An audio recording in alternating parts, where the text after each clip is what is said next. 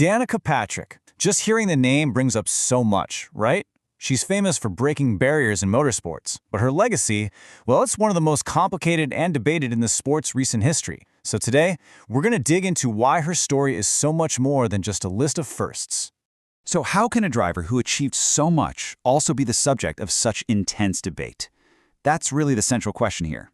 Her entire career was like a lightning rod, attracting a ton of praise and, at the exact same time, some really fierce criticism. You have to remember, from the moment she hit the track, Danica Patrick was in a totally unique position.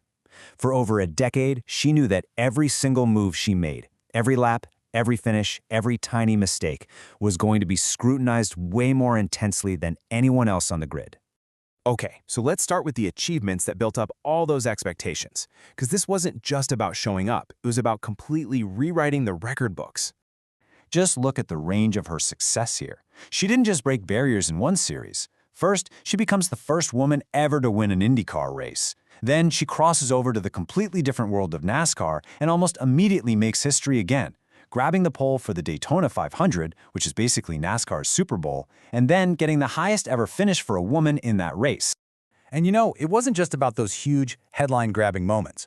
Over 5 full-time seasons in NASCAR's top-tier Cup Series, she racked up 7 top 10 finishes. That showed she could consistently hang with the best of the best in the sport. But all that success didn't exactly bring universal respect. Actually, in a lot of ways, her achievements only made the criticism she faced louder and way more intense. This is the kind of stuff she was up against. And listen, this wasn't from some anonymous troll online. This was from a legend of the sport, Richard Petty. He basically framed all the attention she brought as being about marketing, not her talent. It was this constant battle just to be seen as legitimate. And this slide really shows you the crucial divide. On one side, you have the hard facts of her performance, achievements you just can't argue with. But on the other side, you have the perception, this narrative that was fueled by mockery, that she was just a marketing tool. The conversation so often drifted away from the racetrack and into some pretty harsh territory. So, how did she handle all of it? Well, this quote really shows her public stance: direct, unflinching, and just refusing to let other people write her story. She acknowledged the judgment, but kind of just framed it as part of the conversation, standing her ground right in the middle of all that noise. But her true legacy? It might not be something you can find in a trophy case or a record book. Her most profound impact was probably on the people watching, especially the next generation of drivers. It's such a simple idea, but it's incredibly powerful. For years, she was the only woman driving full-time at the Cup level. Just her presence on the grid, week in and week out, sent this powerful message that this was a place a woman could actually be.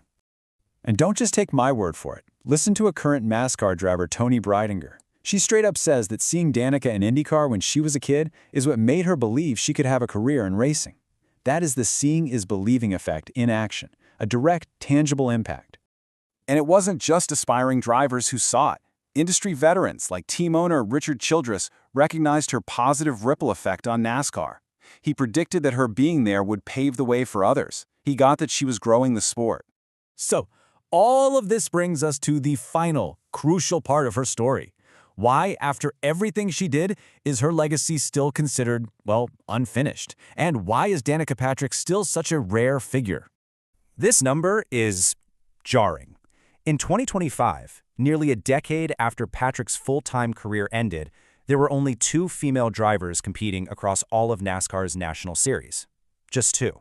And when you look behind that number, the reality is even tougher. The opportunities are still incredibly thin.